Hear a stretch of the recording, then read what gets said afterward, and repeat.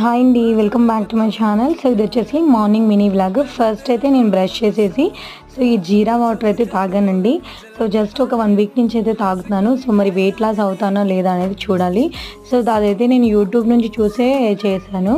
తర్వాత ఇక్కడైతే tea prepare చేశాను, అలాగే మిల్క్ కూడా వేడి చేసేసాను అనమాట. మిల్క్లో కొంచెం హాలిక్ కలిపేసి సో మా పాప కోసం అయితే పెట్టేశానండి. సో ఈరోజు బ్రేక్ఫాస్ట్ వచ్చేసి బోండా అయితే ప్రిపేర్ చేస్తున్నాను.